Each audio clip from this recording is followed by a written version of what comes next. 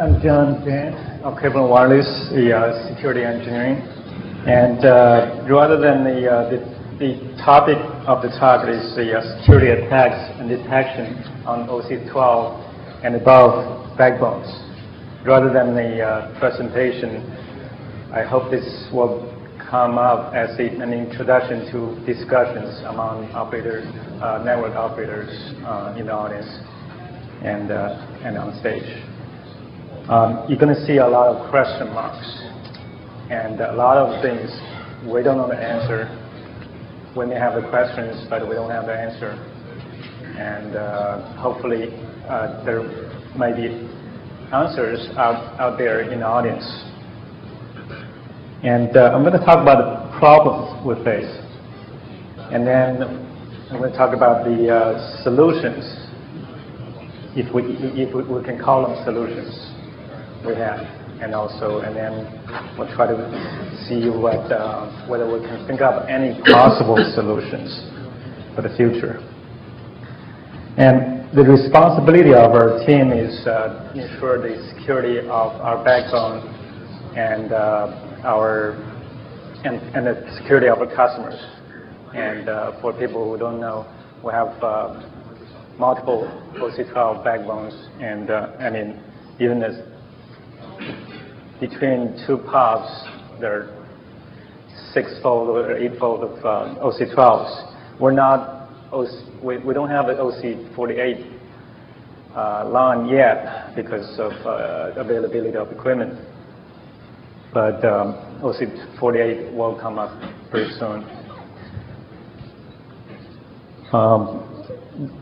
To present the problems, I went through a month's worth of incident report tickets. And these are mostly incident reports from our customers when they're under attack for security problems, or other network operators or other parties that they see that essentially that attacks come from our address block. So you will have the what do I do? Okay. We'll have the two, that means going toward our address block, and from means attacks from our address block. Usually that it could be our customers, that's in rare case, or our customer ISP's address book, our customer ISP's customers, or customers. And usually most of these reports are done by human. So you have the reporters who have various knowledge or background.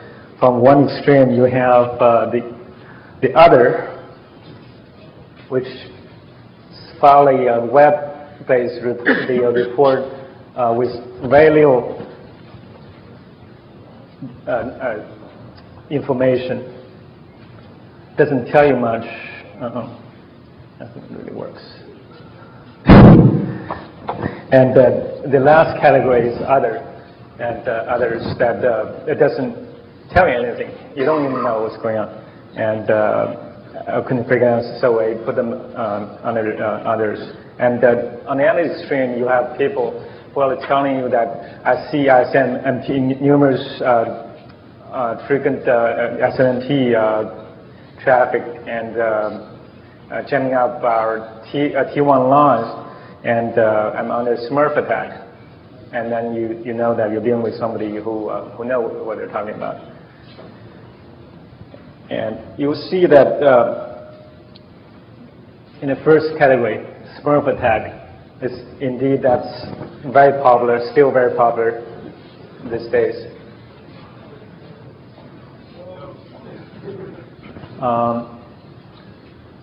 And SYN attack, still popular, and DOS attack. And the next category, the port scanning, address scanning, And login attempts, I'm putting them login to a lot of things in that category. That's a mistake. I'll try to do a better job next time. And the login attempts are actually generated from automated tools, automated alerts, and then most of the login attempts are targeted toward our network elements, and we have automated tools picking out the login attempts, frequent login attempts, and then I guess it's the non people when they started alerts, before they forget about alerts, they put in the ticketing system so that the next shift can send the message out to the other party, to the originating party's network operators.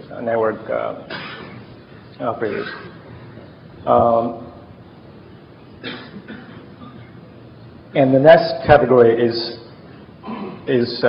when somebody say that I'm on an attack, somebody really or believe that they've been hacked. The following that there's a mail relay and spamming. We're not really responsible for spamming, especially when our customers use our address space or our dial-up customers do the spamming, and that actually goes to abuse at cw.net. But we are responsible when our customers' mail servers being used as mail relay and hosts, and that's a type of denial of service attack, and that brings down their mail servers and bring down their T1 lines. And most of the attacks, except in the category of login attempts, they're all attacks against our customers or from our customers' address, from our address space being used by our customers. We're not really, we know very well how to protect our backbone elements. That's part of what we don't worry about. And the biggest part, the problem we fear most are the denial of service attacks. And in the past month or months, in particular, Smurf attacks. And that's it. You get into the situation that our customers' T1 lines are jammed, and they're paying per packet. That's really, really bad, and we got to do something about it. And we're not really. It seems that the government agencies are very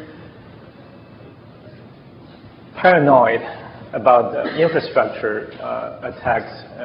If you see the agenda that the scheduled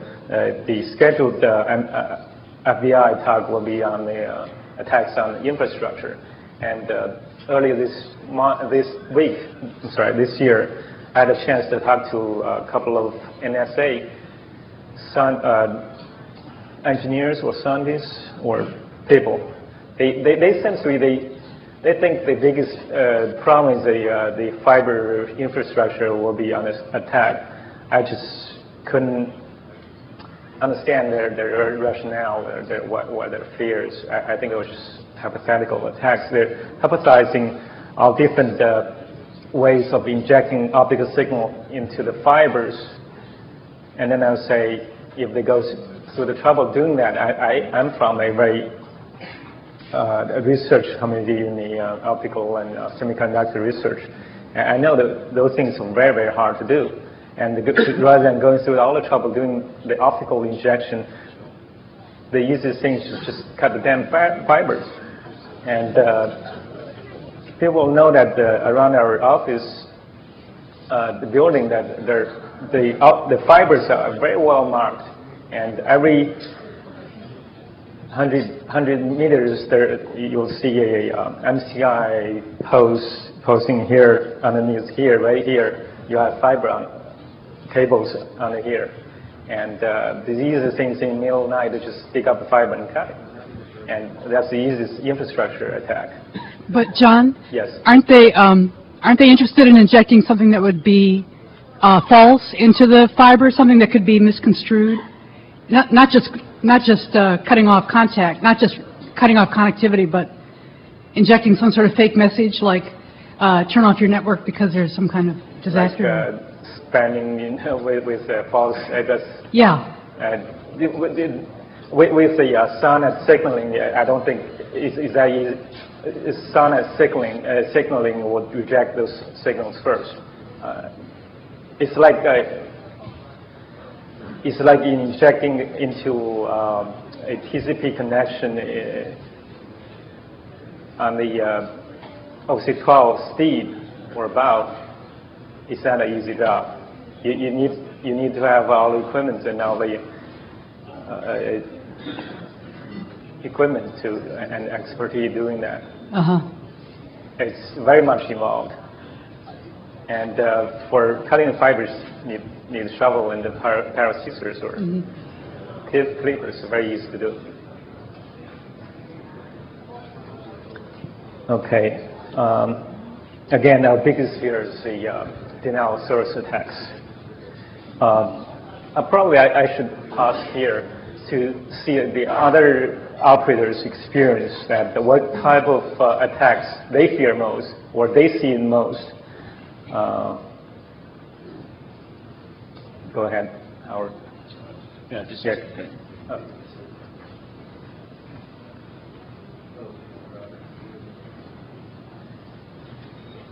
Okay.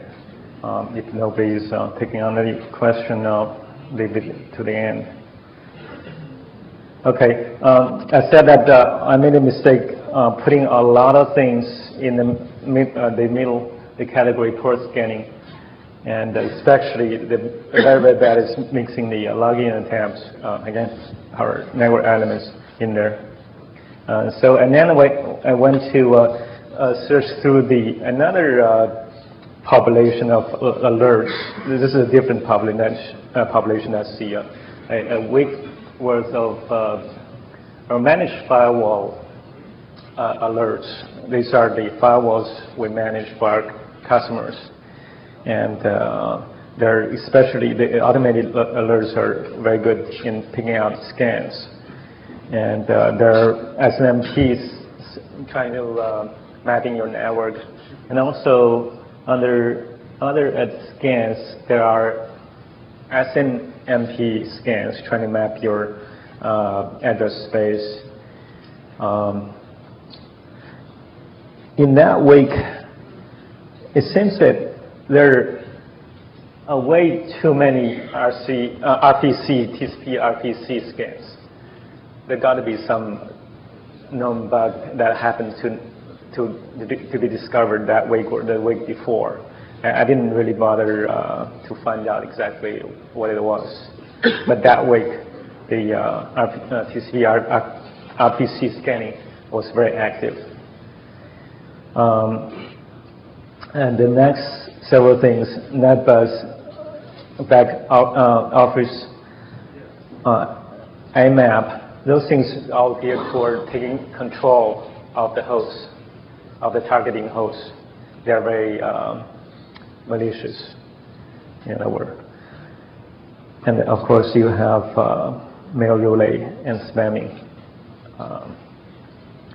These are basically give you an idea the problems, the type of problems we face, and the solutions we have. And right now, for alerts, we don't have alerts. That we know about these attacks. I'm talking about the denial of service attacks. We only know about the attacks after the damage is already done. The T1 lines already jammed, and the customers come out and scream. That's the only situation we know. That's not good. And then for tracing and denial of service attacks, that they all involve address spoofing, source address spoofing, or some sort of address spoofing. very hard to trace. And we're using the DosTracker. And to stop attack, it said we'll just set up filters and on the edge router, and that's the still is not perfect solution. Okay, the DosTracker, probably this I added yesterday the author of DosTracker. That was inherited from the NCI days. It was written by Wei-Ting Jiang. He was excellent coder, excellent programmer. He wrote the majority of the tools that we got from the NCI days, and probably the DosTracker was in public domain, and the code was distributed. I'm not sure his name was even in the code, but I feel that he did a lot of work, but his name never really known to the outside people. He deserves recognition. It works this way. When we have denial source attack, and you have attacker at the lower left corner, and the attacker would normally send denial source attack packets to the victim with the source address faked as the other party. So how do you know where the packets actually come from? Usually, the DosTracker, the way it works is that we first give this address of the edge office and the nearest to the victim. And then the DosTracker will log into that edge router and then install ACL and to match the attack packet pattern. And then put the router in debug mode and try to figure out which interface that the attack packets come from. And then figure out the next hop, and then do it hop by hop, just into the source, to the attacker. And there are situations that and then they trace to the boundary of, if the attacker is from our network, on our network, we can trace to the real attacker. That's good, that's great. But most of the cases that it traces to the boundary with the other ISPs. And in that case, we just send messages to Unicast to get an automated responses. Or in other cases, some smaller or some other ISPs, you send them messages, you don't get anything. That's DosTracker. DosTracker has problems. It will be difficult to work with Smurf Attack. Smurf Attack works this way. The attacker sends the initiating packets to what's called the amplifiers. The amplifiers are broadcasting networks. And so one initiating packet sends into the amplifier. All the hosts on the broadcasting network will respond. But the initiating packet has a source address faked to be the victim. So we will have, say, 255 responding packets going toward the victim. And the victims, the tier one line is usually will be jammed, and we'll hear screaming. And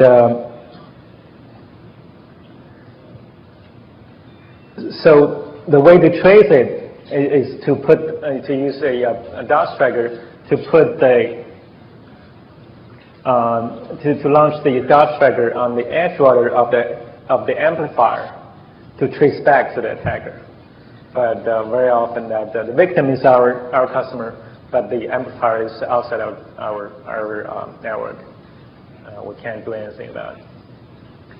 That's one problem of DosTracker. The other problem is that we are deploying switch-based or packet forwarding-based routers, which don't allow ACLs to be installed, and we can't.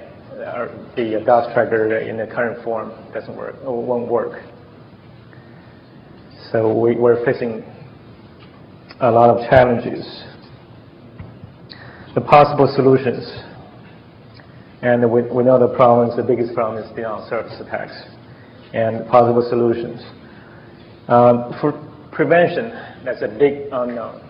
And I know BDN people put ACLs on their edge routers and CP routers to prevent IP spoofing. That's a good thing, definitely a good thing. But we don't know about, our greatest fear is the administrative burden that put on us. I'm not sure whether there's any BDN people in the audience. I'd really like to know their experience on the administrative burden when you have to configure all the routers with ACLs. The next thing we think that there's a possibility we may be able to build some attack detection system to give us the alert before the damage is being done. There's a possibility of doing that, and we have an ongoing project working on that. And then the tracing capability, that actually is getting to be an unknown. And that when a DosTracker doesn't work anymore, what's next?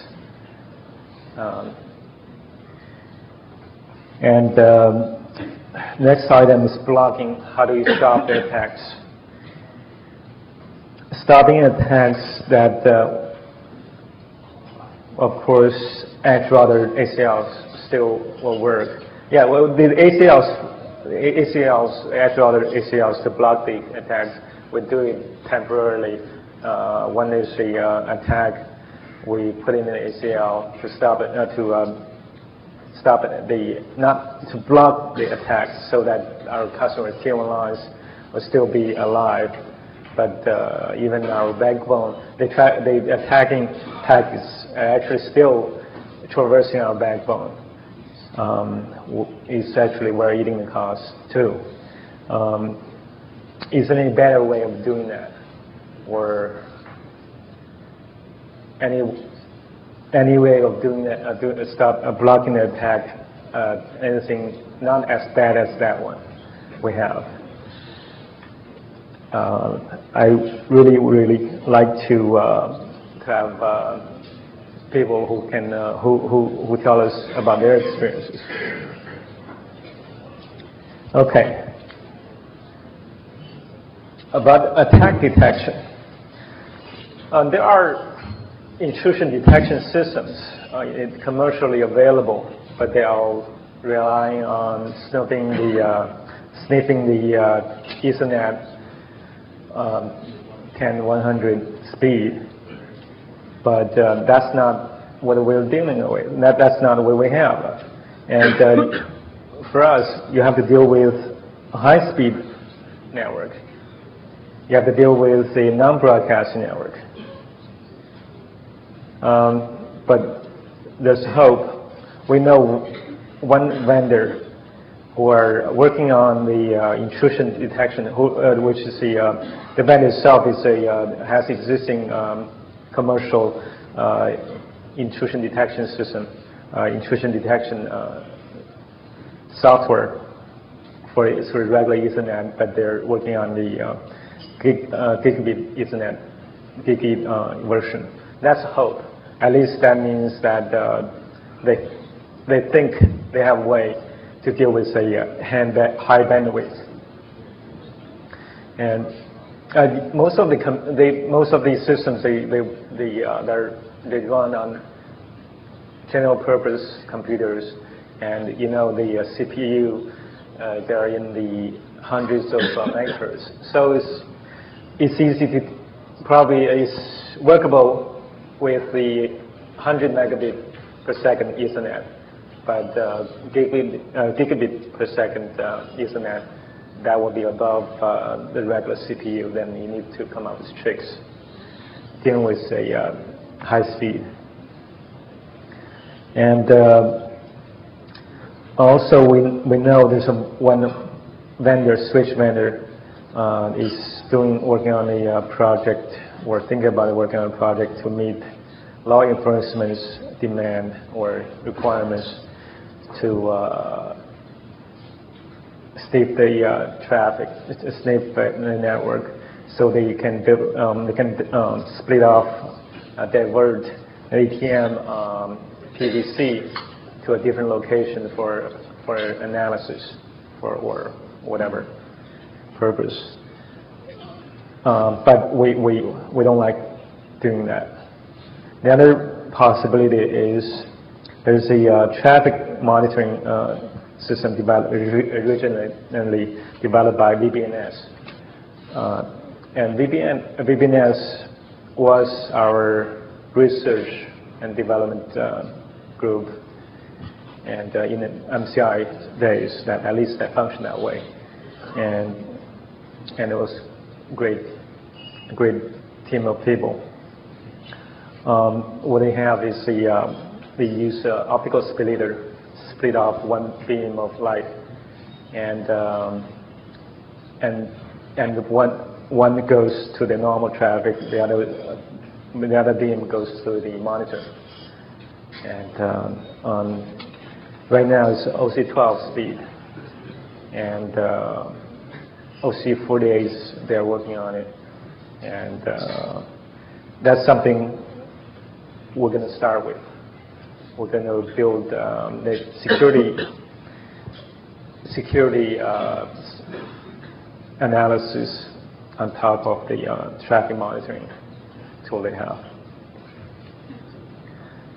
There's some hope on the early alert, but still, we're really behind. And right now, there's only the OC-12 card available, hardware available, but our backbone, the minimum is, I think, 6 OC-12 lines. So we're very far behind, and very soon we're going to have OC-48, and it's scary. We're not done yet. We're still under development, but we're already behind.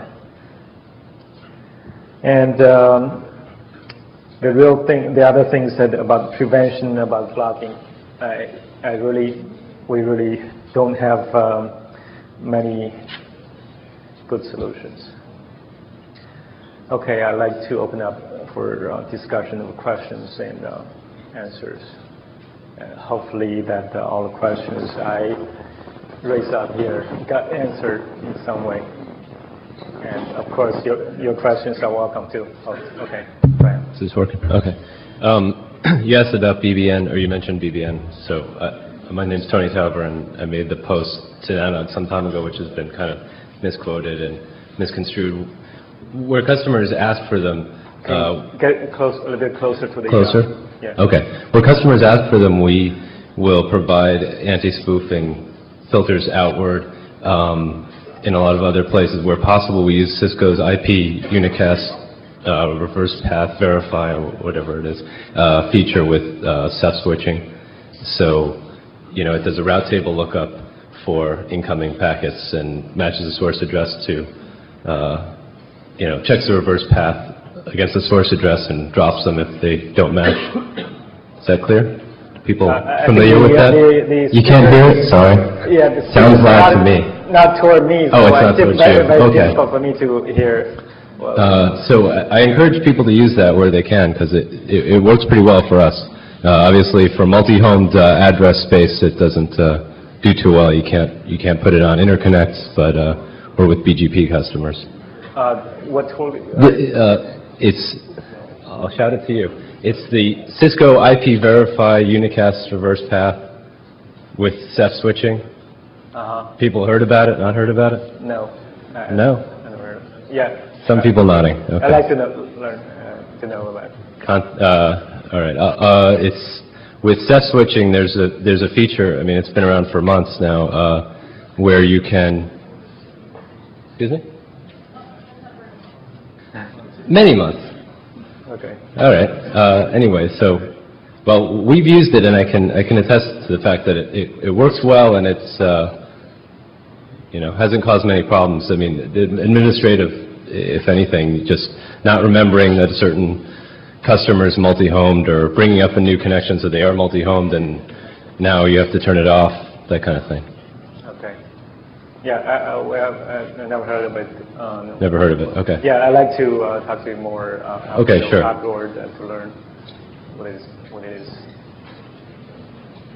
Okay. Thank you. The attacks that we found most damaging to our network was the Smurf amplifiers. That's what we almost see exclusively when we're doing our reporting. And the only thing we ever did that seemed to work for us, and I don't know how universal it would be just to filter everything that had a broadcast address on the edge routers on our egress points. Anything that was being sent to a broadcast address, inbound or outbound, just get dumped.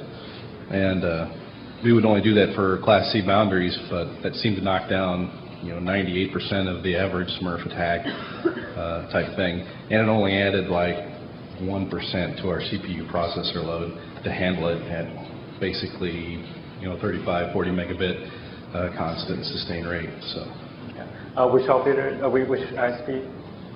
That was with Vario. Vario, okay. But that's not universal across Vario. That was just our little section when we were trying to hold our water. Yeah, I agree that if you filter 90% of the geared toward the Class C broadcasting, that should reduce the 90% of the Smurf attacks. But our network people they're afraid of putting any ACLs, any filtering on the any of the backbone routers, and that's the situation. Probably Andrea Smith can explain better why we're just not doing that because of load question, the fear of loading the routers. Okay, go ahead. BubNet actually had a customer that attracted about a gigabit a second of Smurf attack, and they took a very novel approach, which I'm not actually recommending that anyone do, but it's something to consider nonetheless. They actually took a look at the Smurf amplifiers that were smurfing them, and they set them up. Basically, they lined up all the firing squad in a circle, and they basically made all the Smurf amplifiers smurf each other, so that they're. Now, this is actually particularly interesting if you smurf with the source addresses of the broadcast, because you can actually sometimes set up a never-ending smurf. Or I guess an yes. But this might not be legal. But the claim would be that this was done in self-defense. So you're saying to knock out the amplifiers first? Right. Basically, he took about 20 megabits a second of outbound traffic, which is about what caused the gigabit a second, and basically he cut the total Smurf down to about 40 or 50 meg, which, I mean, you had 100 meg connection, so it was livable from a gigabit a second by basically making them smurf each other. And he could have tried it even faster if he wanted to, but... Well, isn't this similar to the NATO's tactic to knock out the fuel supplies of the Yugoslavia, Serbian... I just thought it was really elegant, so... I posted some software to do some NetFlow analysis to look for Smurf attacks, which I have running on my network all the time. And I would see a lot of amplifier sites that I would detect, and I would send them email reporting that their networks were vulnerable.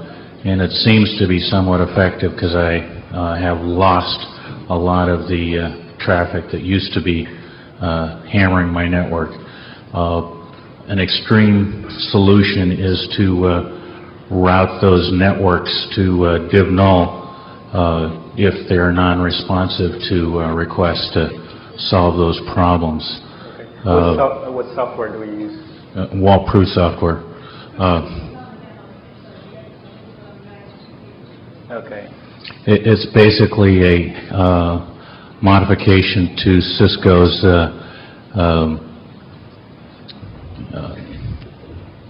software that they wrote to demonstrate NetFlow dumping, and you just look for self-similar data.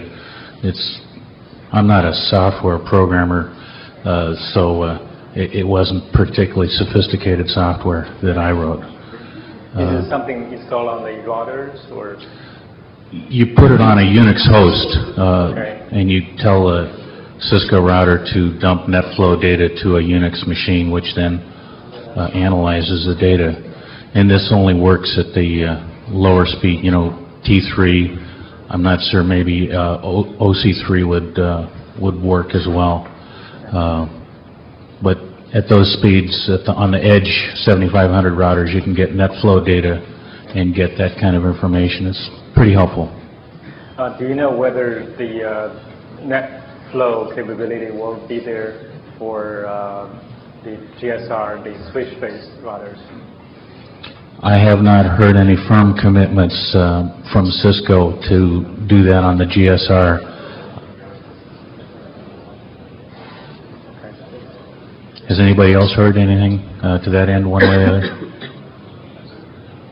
Yeah, the GSR, the switch-based routers, that a lot of the packets won't go through the CPU anymore. It's very hard to do to insert any intelligence in the routers from this point.